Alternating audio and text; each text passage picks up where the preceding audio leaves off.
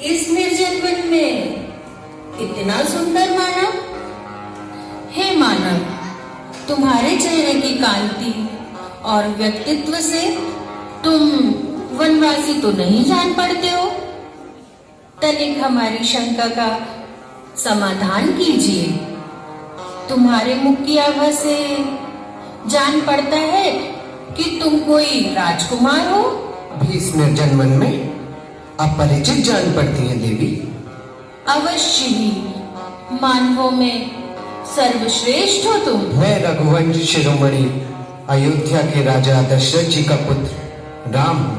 राम?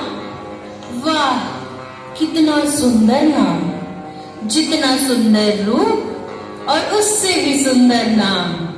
आप भी अपना परिचय दे देवी। अवश्य। जिस प्रकार तुम मानवों में श्रेष्ठ हो, उसी प्रकार मैं राक्षसों में श्रेष्ठ अजय योद्धा लंका नरेश रावण की बहन शूर्पणखा हूँ। किंतु आपने तो मानव वेश धारण किया है देवी। तुम्हारे लिए जिस क्षण मैंने तुम्हें देखा, उसी क्षण मैं तुम पर मोहित हो गई। अब मैं तुम्हारे समक्ष विवाह का प्रस्ताव लेकर आई हूँ। मैंने पत्नी व्रत लिया हुआ है। यह मेरी पत्नी जनक दुलारी सीता है। राम, तुम्हारी ही तरह यह कौन है? यह मेरा अनुज लक्ष्मण है।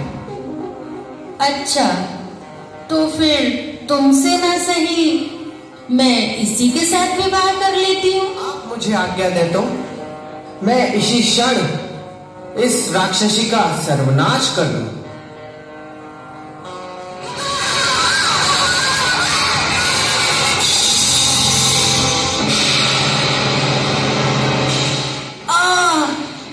ये तूने क्या किया धूर्त? तूने राक्षसों के क्रोध को निमंत्रण दिया। मैं अपने भाई को लेकर आऊंगी। तुझे मेरा होना ही होगा और मैं इसका बदला अवश्य लूंगी।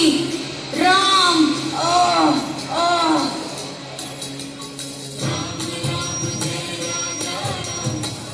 इस जंगल में इतना सुंदर स्वर्ण, क्या मैं सत्य नहीं कह रही?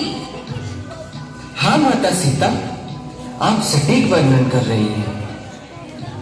स्वामी, आप मेरी इस अभिलाषा को पूर्ण कर दीजिए स्वामी।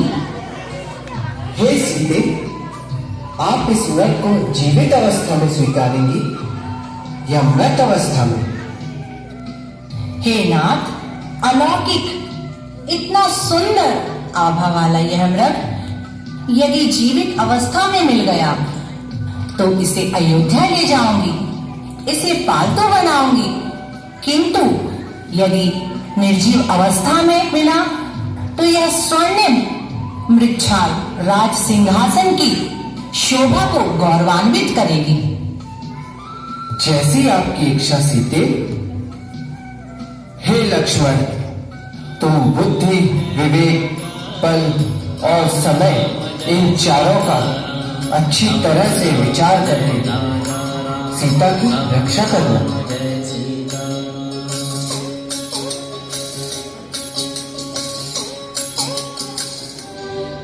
भ्राता लक्ष्मण, लक्ष्मण भैया, शीघ्र जाओ।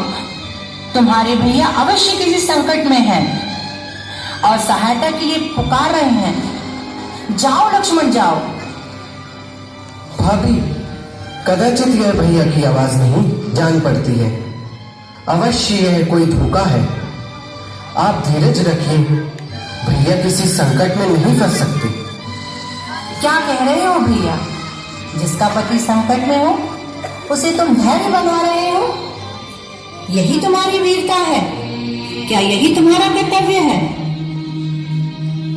मेरा एक ही कर्तव्य है माता, अपने भाई श्री राम की आज्ञा का पालन करना, और वह है कि आपकी सुरक्षा। नहीं लक्ष्मण भैया, यह समय मेरी चिंता का नहीं। शीघ्र जाओ और अपने भैया की सहायता करो। यह मेरा आदेश है। ठीक है भाभी माँ, मैं जा रहा हूं, किंतु आपकी सुरक्षा के लिए मैं यह लक्ष्मण रेखा खींच के जा रहा हूं। जो भी इसे लांघने का प्रयत्न करेगा वह उसी क्षण भस्म हो जाएगा।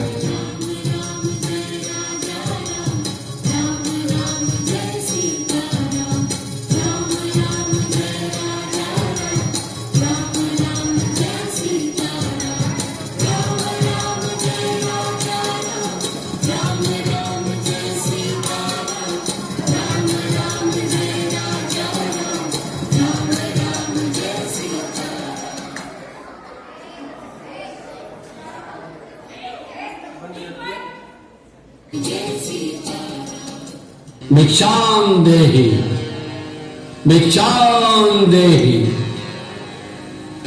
अभी लाई महाराज, जरा प्रतीक्षा कीजिए।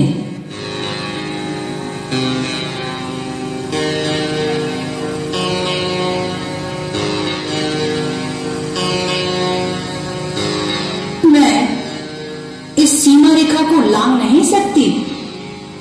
द्वार से किसी भिक्षुक को खाली हाथ लौटाना घोर पाप और अधर्म का कार्य है। मैं तुम्हें इसी क्षण श्राप। नहीं नहीं नहीं, आप ऐसा मत कीजिए। मैं बाहर आकर भिक्षा देती हूँ।